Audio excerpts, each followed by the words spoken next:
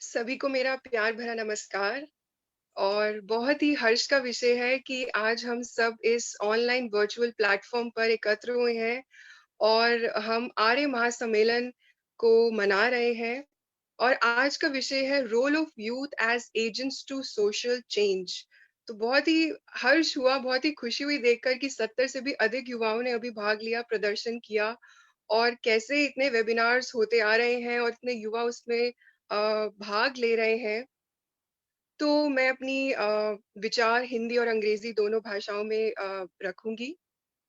जब हम बात करते हैं role of youth as agents to social change, तो बहुत ही भारी भरकम सा शब्द लगता है। ऐसा लगता है बहुत भार आ गया सर पर कि हमने पता नहीं क्या रोल निभाना है सोसाइटी को चेंज करने के लिए। तो पहले सवाल सबसे पहले जो जहन में आता है वो है कि हु इज यूथ? युवा है कौन?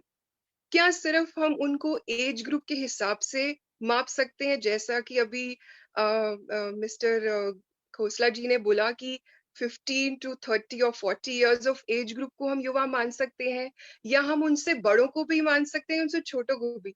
तो मेरा मानना है that anyone who is energetic, anyone who is determined, anyone who is full of enthusiasm, who has a will to do something for the society, who has the courage to change the lives of herself or himself, who has the desire to help others, and who has the desire to bring smile on others' faces and happiness onto others' life, जो दूसरों की जिंदगी में खुशी ला सकते हैं, बदलाव ला सकते हैं, जिनमें काम करने का जज्बा है, वो युवा है। Therefore, being young, I think, is a mental state. It is a state of mind.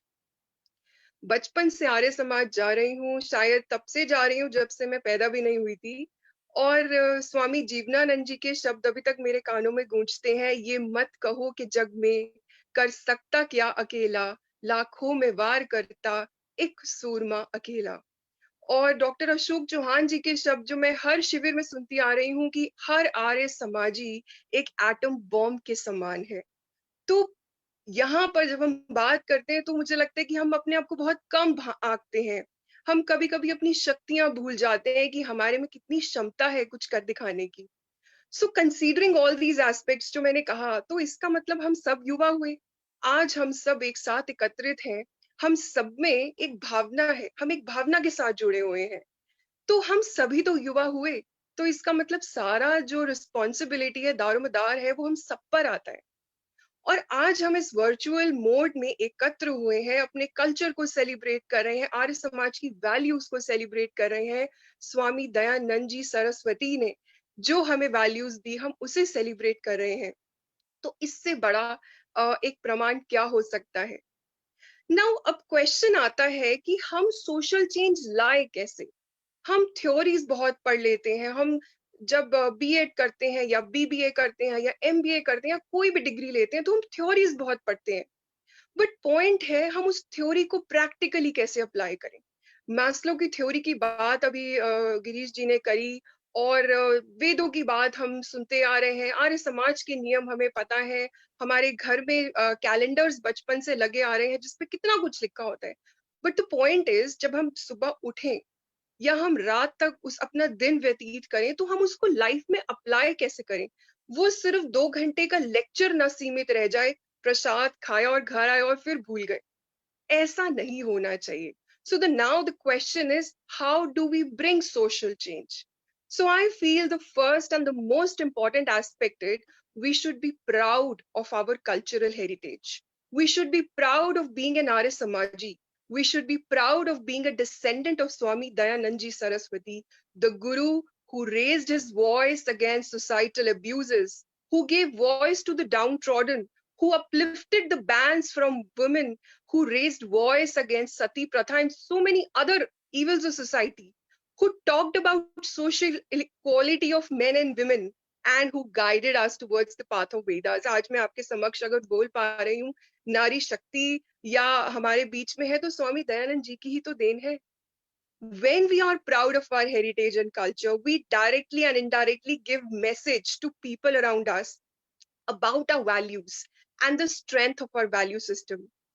Our belief makes other people believe in us.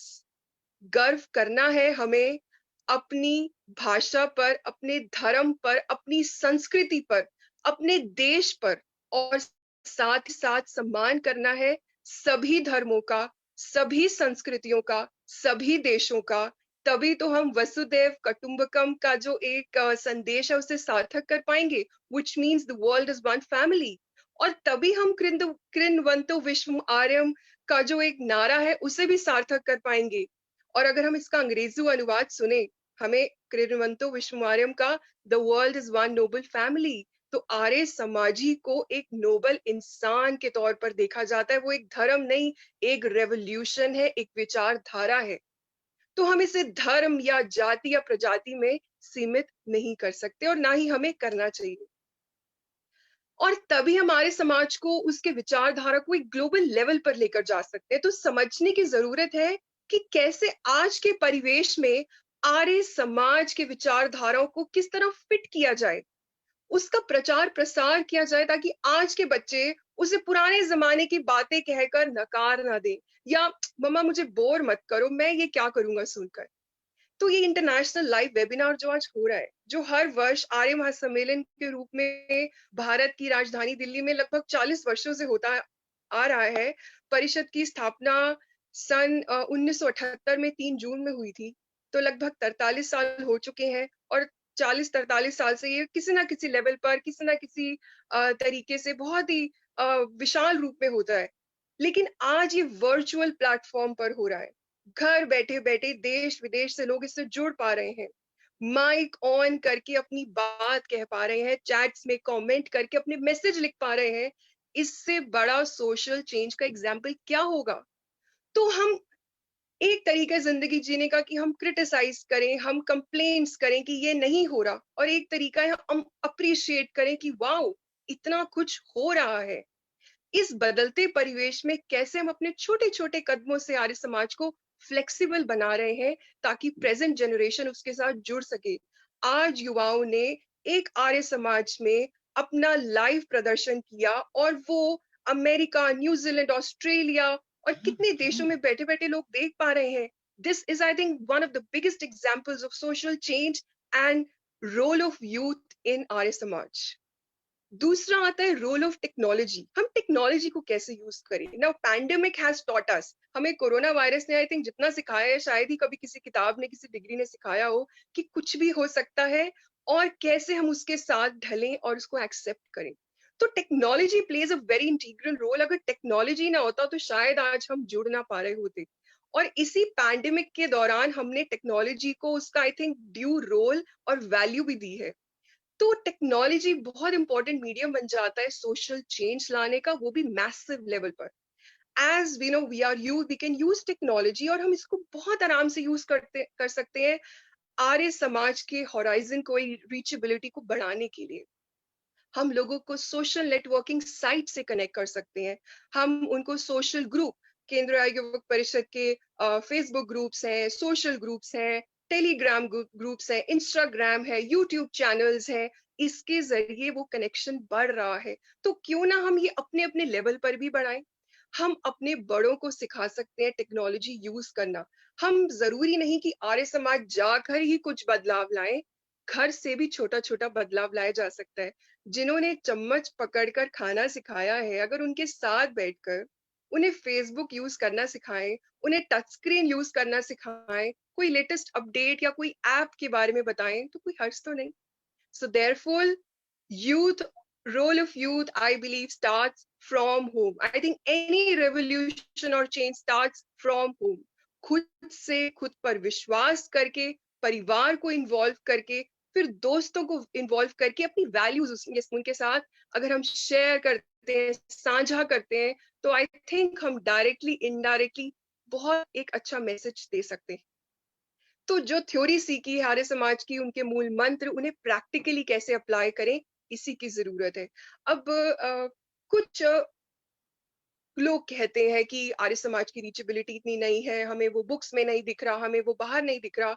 मैं हर साल इंटरनेशनल बुक फेयर जाती हूँ, जो प्रगति मैदान लगता है, जो दिल्ली हाट लगता है, और क्योंकि मैं दिल्ली की रहने वाली हूँ, तो मैं दिल्ली की बातें ज़्यादा अच्छे से कर पाऊँगी। मैं हर साल वहाँ पे आर्य समाज के बड़े-बड़े पब्लिशिंग हाउसेज़ देखती हूँ, आर्य समाज की बुक्स देखती हूँ। अपने दोस्तों के साथ कॉलेज से जाती थी और उन्हें बताती थी, "ये देखो, ये आर्य समाज की बुक्स हैं, ये वाली हमारे घर भी है, ये वेदा हमारे घर में है।" मेरे मेरे यहाँ पर सत्यार्थ प्रकाश है, मैं बचपन से इस किताब को देखती आ रही हूँ। इस चित्र को देखकर मैं बड़ी हुई हूँ। आर्य समाज के विचारधाराएँ, उनके 10 नियम सब कुछ पाया जाता है बुक फेयर के अंदर, बहुत स्टॉल्स होते हैं। अभी हाल पीछे केबीसी जो बहुत ही मेरा पसंदीदा टीवी शो है, उसमें स्वामी दयानंद जी का सवाल पूछा जाता है, तो क्या ये बदलाव की ओर इशारा नहीं है? क्या ये पहचान नहीं है आर्य समाज की? और मैं एक अध्यापिका हूँ, मैं अंग्रेज़ी पढ़ाती हूँ स्कूल में। मेरे दोस्त जो सोशल साइंस पढ़ाते हैं, वो स्वामी दयानंद जी के बारे में पढ़ाते हैं। क्या ये बदलाव नहीं है? तो क्यों ही हम हमेशा नेगेटिव साइड सोचें कि ये नहीं हो रहा? हम क्यों ना ये सोचें कि क्या-क्या हो रहा है और उसी को हम और टैप करें और समझें और बढ़ाएँ? और यही शायद 6th नियम ऑफ आर्य समाज भी कहता है, संसार का उपकार करना इस समाज का मुख्य उद्देश्य है, अर्थात शारीरिक, आत्मिक, सामाजिक उन्नति करना। और इस टेक्नोलॉजी का यूज़ करके घर बैठे हम जो बच्चे हैं, वो बड़ों को तो सिखा ही रहे हैं, पर बड़े जो हमेशा कंप्लेंट्स करते हैं, क्या करें बच्चे जाते ही नहीं है, फ़ोन नहीं छोड़ रहे, संडे को बिज़ी होते हैं, होमवर्क कराना है, तो बहाने भी बहुत हैं। But there is always a way out, there is always a way out, I repeat. हम क्यों नहीं उनको घर बैठे-बैठे टेक्नोलॉजी की मदद से हम यूट्यूब पर उन्हें वीडियोज़ क्यों नहीं दिखा सकते? आज आप यूट्यूब खोलेंगे, आज आप कोई भी नेटवर्किंग साइट खोलेंगे, आप गूगल करेंगे आर्य समाज के ऊपर, आपको सारी समरीज़ मिलेंगी। ऑलरेडी सब कुछ बहुत ही आसान भाषा में अवेलेबल है। तो अगर आप एज़ पेरेंट्स या आप एज़ ग्रैंड पेरेंट्स चाहते हैं, तो आप घर बैठे-बैठे बच्चों को आर्य समाज, स्वामी दयानंद जी के बारे में बता सकते हैं। पैंडेमिक ने हमें सिखाया है, कुछ भी हो सकता है और कुछ भी पॉसिबल है। And third and my last point is we should be adaptable to change. We should flow with the change and we should not limit ourselves. Limitations हमारा बैरियर ना बने, हमारे सामने दीवार ना बने। परिवर्तन संसार का नियम है। जो समाज प्रजाति परिवर्तन के साथ नहीं ढलती, वो विलुप्त हो जाती है।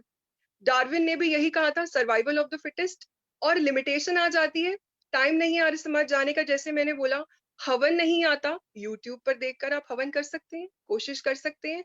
मंत्र उच्चारण नहीं आते, कोई बात नहीं, आप पॉडकास्ट या ऑडियो रिकॉर्डिंग सुन सकते हैं, प्रैक्टिस कर सकते हैं। बच्चों को एनिमेशन वीडियोस दिखा सकते हैं, स्वामी दयानंद जी की जीवनीज ऑलरेडी अवेलेबल है, वो सुना सकते हैं। तो जो चीज है उसे उपयोग भी तो कर सकते हैं। दादी या नानी अगर बूढ़े हो गए हैं, घुटने काम नहीं करते, तो घर के बच्चे ज़िम्मेदारी ले सकते हैं कि हफ्ते के हफ्ते या 10 दिन में एक बार मैं आपको आर्य समाज लेके जाऊँगा। और अगर वो भी लिमिटेशन है, तो उनको वर्चुअल लोगों से, बाकी लोगों से कनेक्ट भी तो कर सकते हैं। I repeat myself, role of youth starts from home. Everyone cannot be Swami Dayanand, but anyone can be his disciple in his or her unique way. बस आपको समझना है और ढूंढना है आपका वो यूनिक तरीका क्या है। स्वामी दयानंद जी ने बहुत खूब कहा था, दुनिया को अपना सर्वश्रेष्ठ दीजिए और आपके पास सर्वश्रेष्ठ लौट कर आएगा। इन्हीं विचारों के साथ मैं अपनी वाणी को विराम देती हूँ। बहुत बहुत धन्यवाद।